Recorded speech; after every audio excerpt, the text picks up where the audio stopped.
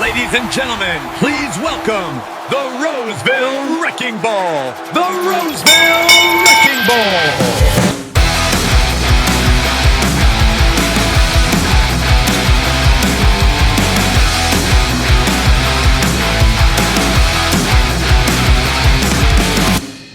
Joshua Shrum. He is a very talented steward, very knowledgeable. The Roseville Wrecking Ball. This is one of those podcasts where I listen to every episode. I love what he's putting out there. The Roseville Wrecking Ball. Josh Shrum. Parcels of Knowledge. Does a fantastic job with that podcast. The Roseville Wrecking Ball. He is an Article 8 scholar, and thank God. We need Article 8 scholars right now. Tune into the Parcels of Knowledge podcast while you're on the route. That's the mailman's playbook, brother. Good morning and welcome back to Parcels of Knowledge, that podcast dedicated to delivering knowledge to the city letter carrier with your host, the Roseville Wrecking Ball. Today we are on number 21, grievance number 21 for the year, starting off pretty strong. Other than that, there's no new news to report about Roseville, but today's going to be a short one. We're going to have a quick episode. I think this episode is necessary discussion.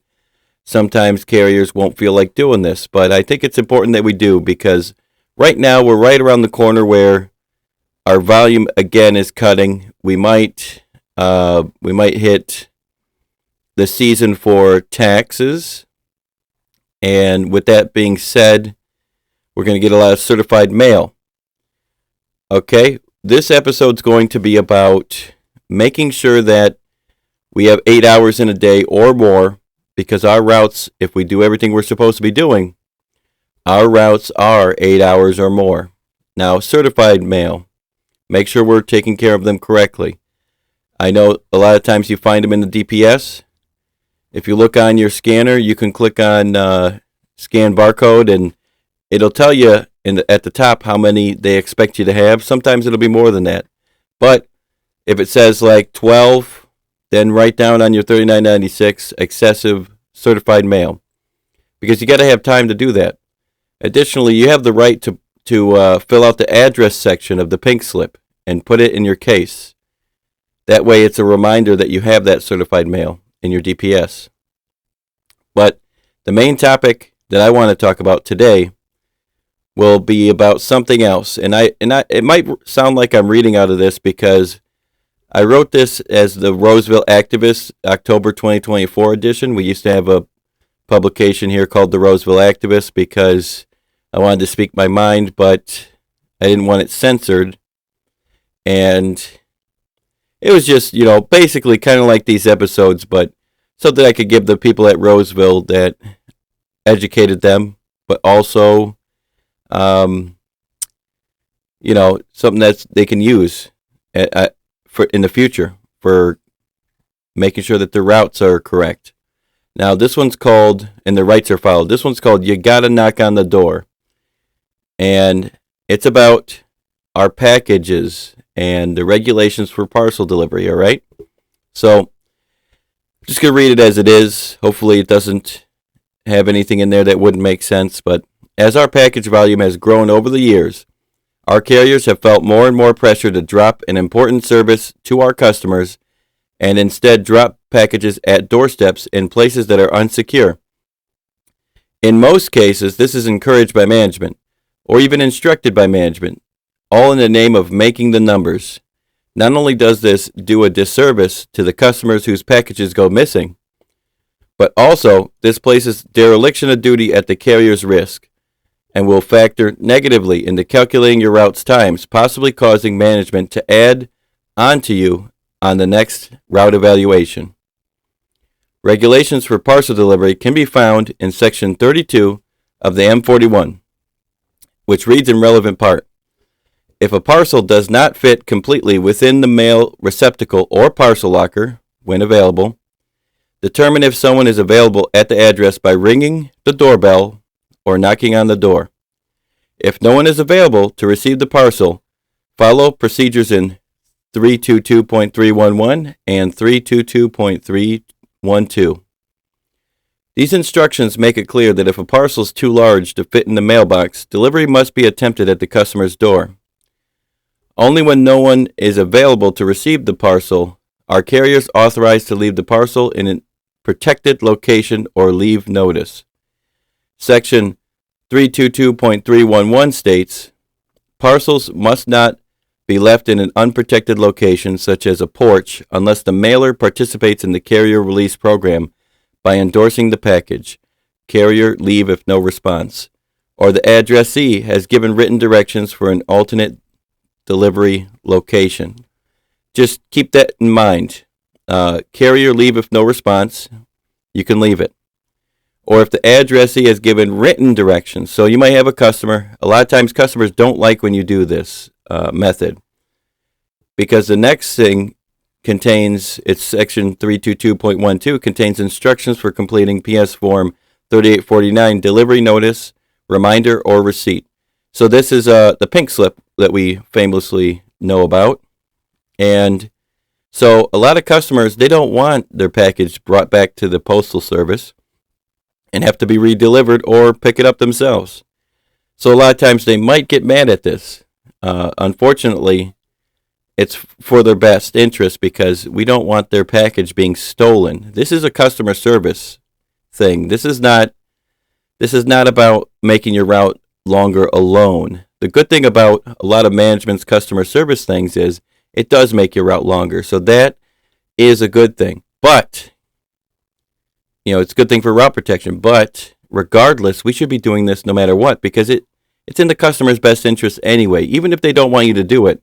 Now, if they write written in directions saying, hey, put the package in the backyard or whatever, as long as it's safe, then you got to follow those directions. And if they're telling you, hey, I want you to put my package in my backyard, tell them that you must need it in writing, because the moment you do that and a package gets stolen, that's why it says in writing. Because the moment you do that and the package gets stolen, they're going to say, I never said that. That's stupid. I would never tell you to put it in the backyard.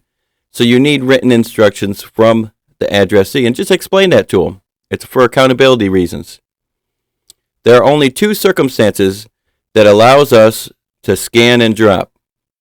This is if the package is endorsed as above indicated, carrier leave if no response, or if the customer has given written instructions for an alternate delivery location. Otherwise, we should always fill out a PS Form 3849 and bring the package back to the office if it is too large to fit in the customer's mailbox. In either case, carriers cannot leave parcels where they may be exposed to inclement weather as well. Obviously, there's going to be a lot of snow and rain during this season. So that's going to be very relevant right now. Until management rewrites the M41, this becomes a fixed practice, and for the better. Carriers with overburdened routes may see this as an inconvenience, but it is part of your route. And if you go over 8 because of it, you should get your route adjusted. Not only is it right for the customer, but also just remember that you could put your own job on the line. Article 28 of the National Agreement reads, an employee is responsible for the protection of the mails entrusted to the employee. Such employee shall not be financially responsible for any loss, rifling, damage, wrong delivery, unless the employee failed to exercise reasonable care. Since postal regulations prohibit leaving packages that cannot fit in the mailbox that do not fit in the two above exceptions, this can be seen as a failure to exercise reasonable care, and the carrier could be held liable if the parcel is stolen or damaged. Do not take that chance. Take the extra time on the route. We all know we need more routes anyway. Be professional. And if you are on overtime, enjoy the overtime. If you are not, ensure to fill out a $39.96 to take this into account.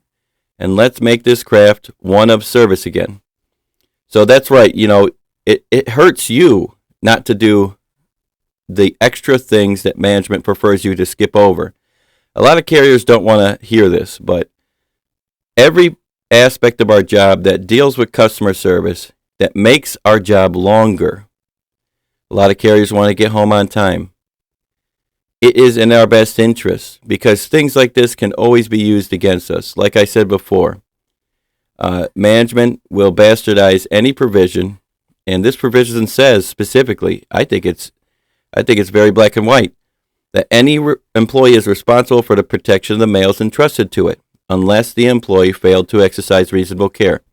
With that being said, it's reasonable to think that you are failing to exercise reasonable care if you're not doing your job as is expected of you, especially if you know better. You know, that's the basis of most disciplines. Do you know the rule? Is it a reasonable rule? If it wasn't a reasonable rule, we would have negotiated to have that taken out. So, with that being said, not only does this practice have a positive effect on route adjustments and protection of your route, but also it should have a positive effect on the customer service aspect and keeping your job, because of the fact that you're doing your job as it's spelled out in the M41. Get familiar with the M41. It's a really good tool, and I think every carrier should read it front to back all the time, especially when it gets revised. But that's all I got for you today. I didn't want to do anything too big. I got a lot of cases going on, but hopefully you learned something valuable today. And as always, have a good day out there. If these guys are getting educated, we will be in big trouble.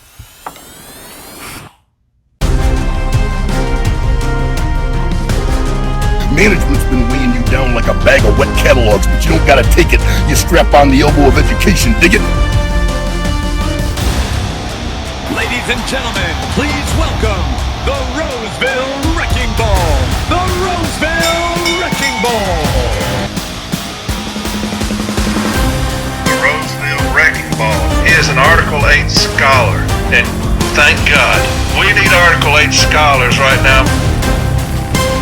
The Grievous Genius and the Roseville Wrecking Ball doing amazing work. Tune into the Parcels of Knowledge podcast while you're on the route. That's the mailman's playbook, brother.